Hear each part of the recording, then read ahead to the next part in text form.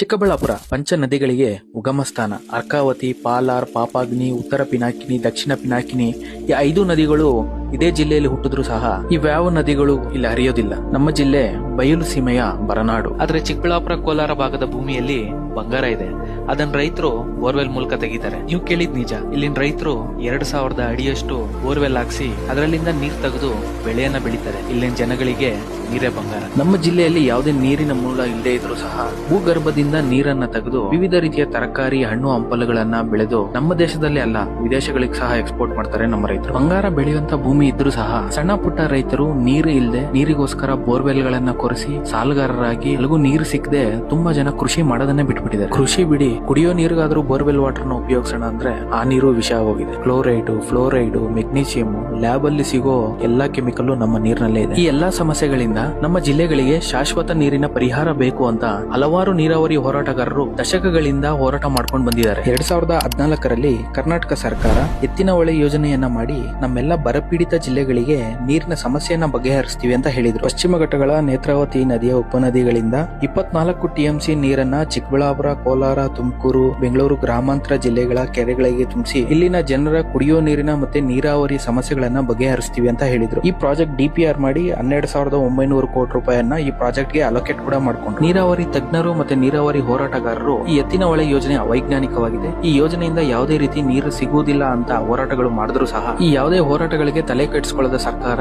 March 3, 2014ರಂದು ಈ ಯೋಜನೆಗೆ ಚಾಲನೆ ಕೊಟ್ಟು ಈ ಪ್ರಾಜೆಕ್ಟ್ ಸ್ಟಾರ್ಟ್ ಆಗಿ 12 ವರ್ಷಗಳಾದ್ರೂ ನಮಗೆ ಒಂದೇ ಒಂದು ಡ್ರಾಪ್ ನೀರು ಸಹ ಸಿಕ್ಕಿಲ್ಲ. ಆದ್ರೆ ಎತ್ತಿನ ಹೊಳೆ ಹೆಸರಲ್ಲಿ ಹಣದ ಹೊಳೆ ಮಾತ್ರ ಹರಿತಾ ಇದೆ. ಪ್ರತಿ ಬಜೆಟ್ ಅಲ್ಲೂ ಈ ಪ್ರಾಜೆಕ್ಟ್ ಗೆ 1000 ಕೋಟಿ ಅಲೋಕೇಟ್ ಮಾಡ್ತಾರೆ. 12,000 ಕೋಟಿಯಲ್ಲಿ ಈ ಪ್ರಾಜೆಕ್ಟ್ ಅನ್ನ ಮುಗಿಸ್ತೀವಿ ಅಂತ ಸ್ಟಾರ್ಟ್ ಮಾಡಿದವರು ಈಗ ಈ ಪ್ರಾಜೆಕ್ಟ್ ನ ಕಾಸ್ಟ್ ಎಷ್ಟು ಗೊತ್ತಾ? 24,000 ಕೋಟಿ. ಆದ್ರೂ ಇದು ಇನ್ನೂ ಮುಗ್ದಿಲ್ಲ. 12 ವರ್ಷ ಈ ಯೋಜನೆಯಲ್ಲಿ ನಾವು ನೀರ್ ನೋಡದೇ ಇದ್ರು ವರ್ಷ 1000 ಕೋಟಿ ಮಾತ್ರ ಈ ಯೋಜನೆಗೆ ಹೋಗ್ತಾನೆ ಇದೆ. ಇದೆಲ್ಲ ಒಂದ್ ಕಡೆ ಆದ್ರೆ 2016ರಲ್ಲಿ ಕರ್ನಾಟಕ ಗವರ್ಮೆಂಟ್ ಇನ್ನೊಂದು ಡೇಂಜರಸ್ ಡಿಸಿಷನ್ ತಗೊಳುತ್ತೆ.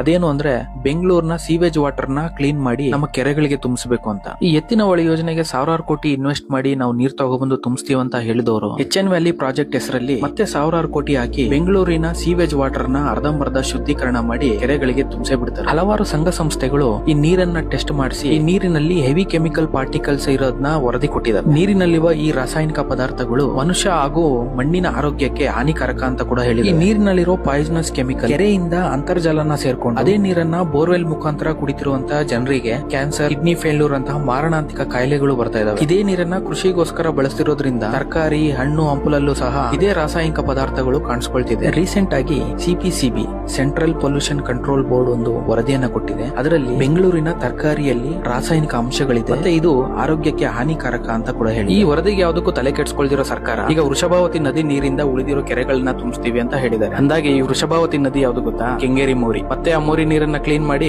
ಕೆರೆಗಳನ್ನ ತುಂಬಿಸ್ತೀವಿ ಅಂತ ಆಶ್ವಾಸನೆಗಳು ಬೇರೆ ಕೊಡ್ತಾ ಇದ್ದಾರೆ. ಬೆಂಗಳೂರಿನ ಕಸ ತುಂಬಿಸೋಕೆ, ಚರಂಡಿ ನೀರು ತುಂಬಿಸೋಕೆ ನಮ್ಮ ಜಿಲ್ಲೆಗಳೇ ಬೇಕಾಯ್ತಾ? ಬೆಂಗಳೂರು ನಗರಕ್ಕೆ ಮಾತ್ರ ಶುದ್ಧ ಕಾವೇರಿ ನೀರೇ ಬೇಕು. ಬೆಂಗಳೂರಿನ ಸುತ್ತಮುತ್ತ ಇರೋ ಜನಕ್ಕೆ ಚರಂಡಿ ನೀರು. ಇಲ್ಲಿನ ಜನಗಳ ಆರೋಗ್ಯಕ್ಕೆ ಬೆಲೆ ಇಲ್ವಾ ಅಥವಾ ಬದುಕೋ ಅಧಿಕಾರನೇ ಇಲ್ವಾ? ನಮ್ಮ ಸರ್ಕಾರಗಳು ನಮ್ಮದೇ ಟ್ಯಾಕ್ಸ್ ದುಡ್ಡಲ್ಲಿ ನಮ್ಮ ಆರೋಗ್ಯನ ಹಾಳು ಮಾಡ್ತಾ ಇದ್ದಾರೆ. ನಮ್ಮ ಪಕ್ಕದ ಆಂಧ್ರ ಪ್ರದೇಶದ ನೀರಾವರಿ ಯೋಜನೆಯನ್ನ ನೋಡಿದ್ರೆ ಖುಷಿಯಾಗುತ್ತೆ. ನಮ್ಮ ಬಯಲುಸೀಮೆ ರೀತಿಯಲ್ಲೇ ಆಂಧ್ರದ ರಾಯಲಸೀಮಾ ಭಾಗನೂ ಕೂಡ ಬರಗಾಲದ ನಾಡಾದ್ರೂ ಅಲ್ಲಿನ ಸರ್ಕಾರಗಳು ಯಾವುದೇ ನಗರದಿಂದ ತ್ಯಾಜ್ಯ ನೀರನ್ನ ತಗೊಂಡ್ಬಂದು ಅವ್ರ ಕೆರೆಗಳು ತುಂಬಿಸಿಲ್ಲ. ಬದಲಿಗೆ ಕೃಷ್ಣಾ ನದಿ ನೀರನ್ನ ಚಿಕ್ಕಬಳ್ಳಾಪುರ, ಕೋಲಾರ ಬಾರ್ಡರ್ ವರೆಗೂ ತಂದು ಹಿಂದೂಪುರ, ಅನಂತಪುರ, ಕುಪ್ಪಂನ ಭಾಗಗಳ ಕೆರೆಗಳನ್ನ ಸ್ವಚ್ಛ ನೀರಿಂದ ತುಂಬಿಸಿದ್ದಾರೆ. ಮಳೆಗಾಲದಲ್ಲಿ ಪೋಲಾಗಿ ಹೋಗುವಂತಹ ಕೃಷ್ಣಾ ನದಿ ನೀರನ್ನ ಶ್ರೀಶೈಲಂ ಡ್ಯಾಮ್ ಇಂದ ಅಂದ್ರಿ ನೀವಾ ಯೋಜನೆ ಅಡಿಯಲ್ಲಿ ಸುಮಾರು 500ರಿಂದ 600 ಕಿಲೋಮೀಟರ್ ತಗೊಂಡು ಬಂದು ಆಂಧ್ರದ ಬರಡು ಭೂಮಿಯ ರಾಯಲಸೀಮಾ ಭಾಗದ ಕರ್ನಾಟಕದ ಗಡಿಯನ್ನ ಹಂಚಿಕೊಂಡಿರುವಂತಹ ಕೆರೆಗಳಿಗೆ ಸ್ವಚ್ಛ ಕೃಷ್ಣಾ ನದಿ ನೀರನ್ನ ತುಂಬಿಸಿದ್ದಾರೆ. ನಮ್ಮ ಜಿಲ್ಲೆಗಳಿಗೆ ಬೇಕಾಗಿರೋದು ಇಂಥ ಯೋಜನೆಗಳೇ ಹೊರತು ತ್ಯಾಜ್ಯನ ತುಂಬಿಸೋ ಯೋಜನೆಗಳಲ್ಲ. ನಮ್ಮ ಸರ್ಕಾರಗಳು ಯಾಕೆ ಕೇಂದ್ರ ಸರ್ಕಾರ ಗಮನ ಸೆಳೆದು ಆಂಧ್ರ ಗವರ್ಮೆಂಟ್ ಜೊತೆ ಮಾತುಕತೆ ನಡೆಸಿ ಕೃಷ್ಣಾ ನದಿ ನೀರನ್ನ ನಮ್ಮ ಕೆರೆಗಳಿಗೆ ತುಂಬಿಸಬಾರದು? ಸಾಧ್ಯವಾಗದೇ ಇರೋ ನೀರಿನ ಯೋಜನೆಗಳಿಗೆ ಸಾವಿರಾರು ಕೋಟಿ ಖರ್ಚು ಮಾಡೋದು ಬಿಟ್ಟು ಚರಂಡಿ ನೀರಿನಿಂದ ಜನರನ್ನ ಆರೋಗ್ಯ ಕೆಡಿಸೋದು ಬಿಟ್ಟು ಕೃಷ್ಣಾ ನದಿ ನೀರಿಂದ ನಮ್ಮ ಕೆರೆಗಳನ್ನ ತುಂಬಿಸೋ ಕೆಲಸ ಮಾಡಬೇಕು. ಇದರಿಂದ ಜನರಿಗೆ ಶುದ್ಧ ಕುಡಿಯೋ ನೀರು ಸಿಗುತ್ತೆ, ಅಂತರ್ಜಲ ಕೂಡ ಚೆನ್ನಾಗಿರುತ್ತೆ. ನಮಗೆ ಈ ರೀತಿಯ ಸ್ವಚ್ಛ ನದಿ ನೀರಿನ ಶಾಶ್ವತ ನೀರಾವರಿಯ ಯೋಜನೆಗಳು ಬೇಕು. ಅದಕ್ಕೋಸ್ಕರ ನಾವೆಲ್ಲರೂ ನೀರಾವರಿ ಹೋರಾಟಗಾರರ ಜೊತೆ ಸೇರಿ ಹೋರಾಟವನ್ನ ಮಾಡಬೇಕು. ಮುಂದೆ